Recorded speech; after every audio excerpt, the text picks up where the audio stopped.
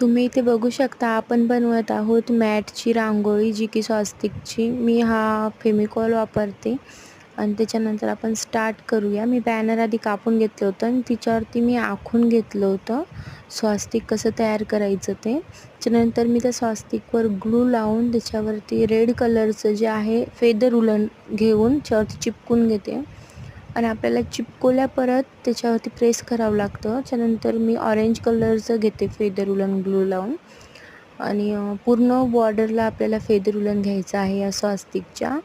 मी पूर्ण बॉर्डरला फेदर उलन जे आहे हे ऑरेंज कलरचं यूज केलं आहे. तुम्ही बघू शकता या प्रकारे चिपकवायचं आहे त्याला. थोडं थोडं थोडं थोडं फेविकॉल लावत मी चिपकून घेत होते आणि माझं इथं कंप्लीट झालं. मी कट करून टाकते. त्यानंतर याला प्रेस करून घेतलं एकदम मस्त असं. त्याच्यानंतर याच्यामध्ये पिंक कलर भरणार आहे. पिंक कलर भरायला मी स्टार्ट केला. ग्लू लावून मी त्याच्यामध्ये पिंक कलरचा भरत आहे आणि पूर्ण जे एरिया आहे मी त्याच्यामध्ये पूर्ण असा पिंक कलर देणार आहे.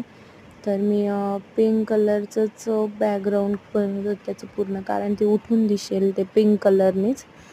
तर मी ग्लू लावून लावून त्याला घेत आहे असं. तुम्ही जर ह्या पद्धतीत जर बनवलं तर एकदम सोपं असं तुम्हाला जाईल असं मला वाटतं. मला ह्याच पद्धतीत सोपं जातं. तुम्ही बघू शकता आणि आपल्या दरवाजामध्ये आपण हे जर स्वस्तिक ठेवले दोन्हीकडून दोन्ही चौकटीमध्ये तर खूप छान दिसते. उठून त्याचा लुकही भारी येतो. आम्ही रोज हे स्वस्तिक आमच्या दरवाजामध्ये ठेवतो आणि शुभ असतं स्वस्तिक आपल्या दरवाजामध्ये रोज ठेवणं व पूजा करणं स्वस्तिकची. तर मी इथे बघा असं पूर्ण त्याला कंप्लीट करून घेते. मी तुम्हाला दाखवत आहे ह्याच प्रकारे तुम्ही पण करा आणि सोपं जाईल. त्यानंतर मी वरची जी बॉर्डर आहे ती कोणत्या कलरची घेऊ हे विचार करत होते. तर मला त्याच्यानंतर जे मोरपंखी कलर आहे तोच बरोबर वाटला. त्यानंतर मी पूर्ण जी बॉर्डर आहे ती मोरपंखी कलरची घेतली आणि किती पटकन आपलं हे तयार झालं. तुम्ही बघू शकता एकदम पटकन असं तयार झालं आणि सोपं आणि खूप छान पण दिसतं. तुम्ही ह्या प्रकारे असं करून बघा. तुम्हाला जर आवडलं तर मला नक्की सांगा.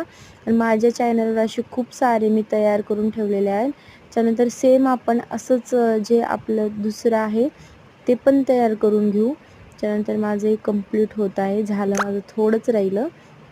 मी याला पूर्ण बॉर्डर अशी तयार करून घेतली आणि त्याला कट करून घेतलं. त्यानंतर बघू शकता तुम्ही कसं दिसते. तर याच्यानंतर आपण सेम असंच आपल्याला दुसरं बनवायचं आहे. दुसरंही आपण असंच बनवून घेऊ.